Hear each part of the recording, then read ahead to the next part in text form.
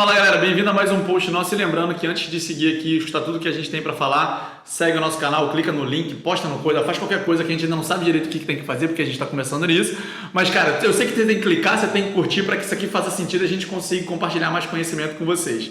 Eu sou o Ferrari. Eu sou o Caio. A ideia hoje, na semana passada a gente falou um pouco sobre a história do Lean, contamos um pouco como que ele surgiu, Japão, 1950, qual era o contexto que os caras estavam lá. E hoje a gente vai falar, cara, o que é isso, né? Você aí que tá pela primeira vez falando com a gente, fala assim, mano, o que esses caras estão falando? Então a gente tá falando um pouco sobre o que é Lean e hoje a gente vai explorar um pouco sobre o Lean Thinking. Caio, pra você, o que é o Lean? O que é o Lean Thinking? Lean Thinking é pensamento enxuto, traduzindo. Mas vamos lá. Pra mim, Lean Thinking é uma forma, como diz a palavra propriamente dita, é uma forma de pensar diferente. Quando eu tive o primeiro contato com o Lean, com certeza o maior impacto que eu tive foi a forma que eu pensava, a forma que eu lidava com problemas, a forma como eu enxergava as situações. O Lean abriu muito a minha cabeça a falar de problemas e entender que problemas são oportunidades de melhoria, oportunidade de crescimento e desenvolvimento. Cara, isso me faz lembrar que quando eu comecei com o Lean, eu já estava gerenciando obra na empresa que eu trabalhava e a primeira... Gemba é vida, né? A gente vai falar um pouco de Gemba depois aqui, mas eu fui no Gemba pela primeira vez e era uma obra, a gente ficou 15 minutos fazendo diagrama de multimomento na época, né? E tinham 15 profissionais, a ideia era fazer uma concretagem de uma laje e, cara... Durante 15 minutos, o tempo de agregação de valor daqueles profissionais foi 35 segundos. E aquilo ali mudou minha vida, porque eu tava vendo que, cara, todas as métricas que a gente avaliava em reunião gerencial, tudo aquilo que fazia não fazia o menor sentido quando a gente ia no Gemba e via a quantidade de ineficiência. A gente tá falando de 70% hoje das atividades da minha área, por exemplo, inicial, que foi a construção civil, são processos totalmente ineficientes. E aí, Lean pra mim novamente, assim como você, né, cara, é ser enxuto, mas mais do que isso, é você conseguir ver a relação, cara, do que o cliente precisa, né, o que é entregar de forma eficiente aquele produto que o cliente necessita. E quando a gente fala de cliente, a gente está falando de cliente, você mesmo como sendo seu cliente, você tem um cliente final, você tem o cliente que é aquela relação que você cria ali dentro do seu fluxo de valor, né? O cliente que está passando para outra pessoa.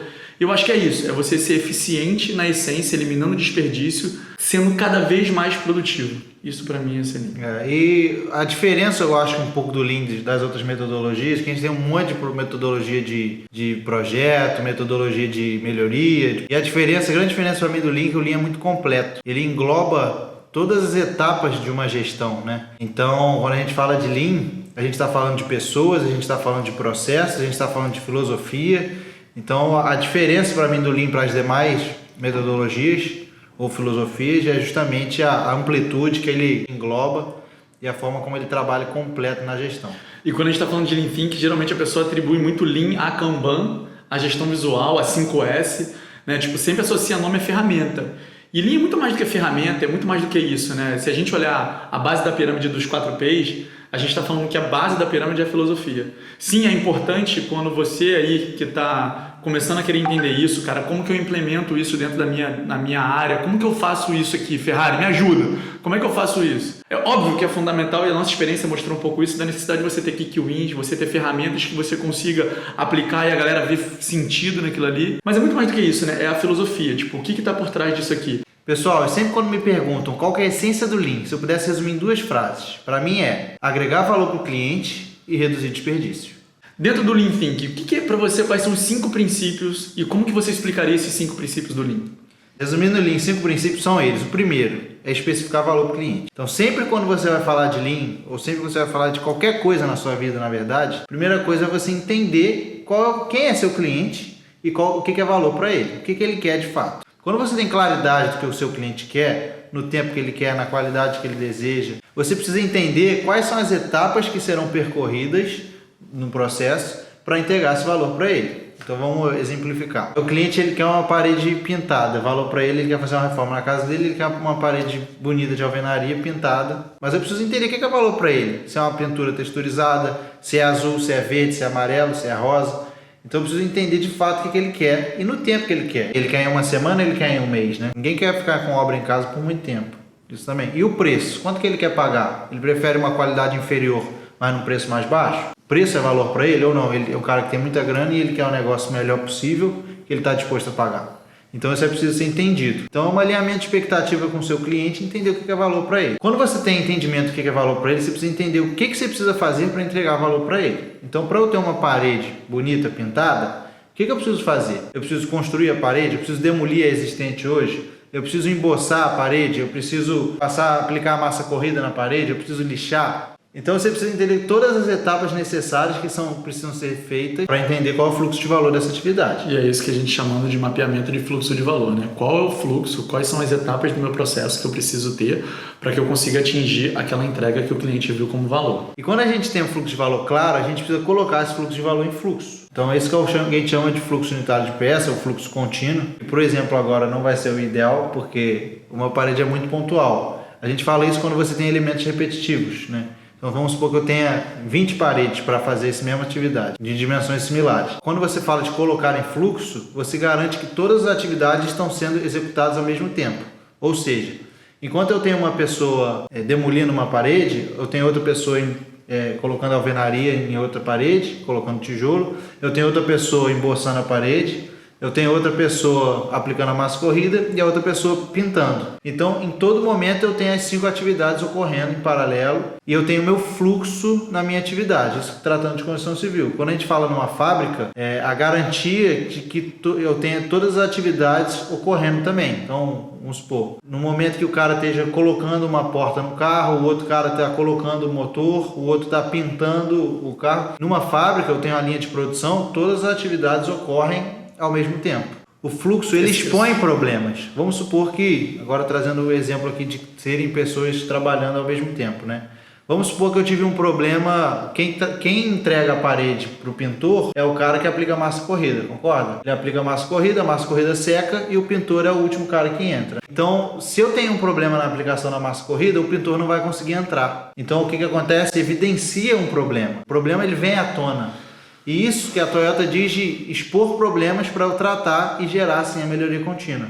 Então, se eu tenho estoque em processo, se quando eu tenho um problema na massa corrida não aparece, porque não atrapalha ninguém, você não evidenciou o problema, então você não tem uma oportunidade de melhorar. E acho que vale a pena abrir um parêntese quando a gente fala de... Você começou a tocar muito bem sobre falar de problema, né? E aí eu acho que uma grande diferença que eu percebo de empresas que têm um mindset Lean, empresas que aplicam Lean na sua essência, né?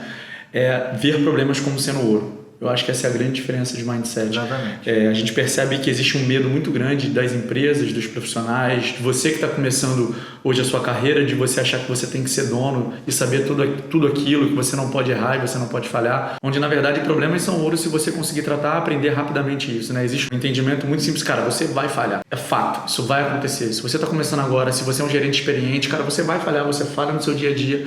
E o Lean tem esse mindset muito de, cara, vamos falar de problema de forma como sendo uma oportunidade? O que a gente afirma muito é que problema, com certeza você tem. Se você não tem, é porque você não está enxergando. Então é importante a gente ter essa cabeça de que a gente de fato tem problema. Falar de problema não é um problema. Falar de problema é uma oportunidade para a gente melhorar. Então a gente precisa ter maturidade para falar sobre ele. Então até agora a gente falou do primeiro que era o valor para o cliente, o segundo que era você ter um fluxo, o terceiro era para você ter um fluxo contínuo e qual seria esse quarto princípio? O quarto princípio é você, através desse fluxo, você puxar esse fluxo de acordo com a necessidade do cliente. Porque eu posso ter um fluxo empurrado, que a gente chama, né? Na verdade, falando da parede, em quanto tempo meu cliente quer as paredes prontas? São 20 paredes que eu vou ter que entregar? Então, em quanto tempo eu tenho que entregar cada parede? Eu preciso saber a necessidade do cliente para eu entregar conforme a necessidade dele e não gerar estoque em processo. Por exemplo, meu cliente ele quer uma parede em 20 dias, as 20 paredes. Então, eu preciso, teoricamente, entregar uma por dia, em média. Agora, se eu entregar todas em 5 dias e deixar o estoque em processo, eu superproduzi, que é uma palavra que a gente usa. Eu não precisava fazer isso. Então, às vezes, eu aloquei muito recurso, eu gastei muito dinheiro inicialmente e a parede ficou lá exposta. Talvez, com o tempo, pode ocorrer dela ser danificada, acontecer qualquer tipo de situação onde eu perco o trabalho que eu entreguei para o meu cliente, o estoque ele gera custo, gera despesa, você ficar fazendo a manutenção desse estoque. Então é muito importante você saber qual é a necessidade do cliente para você entregar conforme essa necessidade. Eu já vi exemplos, por exemplo, na própria construção civil, que foi minha primeira área de atuação, que a gente produzia, cara, quando você tem uma ponte, né, você geralmente pré-molda essa ponte e você coloca essa ponte através de lançamento, né? Então, vi estoques milhares de vigas dessas fabricadas. E aí no primeiro lançamento da primeira ponte, com todas elas fabricadas, identificou-se um erro, né, na execução dessa viga. O que aconteceu? Famoso. Teve que refazer todas as vigas, todos os modelos, retrabalho, desperdício na veia. Isso é zero lean. E aí eu acho que o passo seguinte, quando a gente está falando dos 5 princípios, então, é a melhoria contínua. Exatamente. Então, no só momento mais que a um gente... ponto. Beleza, que bom que você... Que bom que a gente está interagindo bem. Que bom que ele está ensaiado, né? Você vê que tá bem ensaiado aqui, você vê que tá bem... Não, volta aí que você tava falando. E aí o último princípio que seria o melhoria contínua, né? Então, se a gente identificou que é valor para o cliente, eu tenho meu fluxo mapeado, eu consigo fazer esse fluxo ser contínuo, esse fluxo meu é puxado, eu crio um padrão. Né? Quando eu estabeleço um padrão, sem padrão não há melhoria. Então, quando você consegue, cara, eu consigo entender aquilo que eu estou fazendo, eu tenho melhores práticas acontecendo de forma padronizada, eu consigo alavancar a cada dia através da execução de análise de causa, de análise de oportunidades de melhoria, eu análise consigo entender de desperdício. isso, né? Análise de desperdício e eu consigo fazer cada dia melhor. Existe um exemplo clássico que fala 1% todo dia, né? Quando a gente consegue melhorar 1% cada dia no meu processo de produção, você consegue alavancar muito a sua produtividade. Galera, hoje foi mais então um bate-papo falando um pouco sobre Lean Thinking, né? A gente pensou em fazer em pé, correndo, deitado, fazendo um bate-papo aqui. Não sei também se deu certo, espero que vocês tenham curtido. Se curtiram, cara, dá um like aqui no nosso vídeo, segue o nosso canal aqui no YouTube, também no Instagram, Mais com Menos Oficial. Fica com a gente vai falar muito sobre Lean, a gente vai falar muito sobre ágil, a gente vai falar sobre como ser profissional de alta performance. Se você tá aí cansado de estar apagando incêndio, se você acha que não tem tempo para fazer aquilo que você deveria estar fazendo, cola em nós, vamos para cima que a gente vai trocar muita experiência junto com vocês. Você não vai falar nada? Não ia, mas você já falou tudo. Então a gente tem que redividir. Então vamos começar de novo. Dá pausa aí.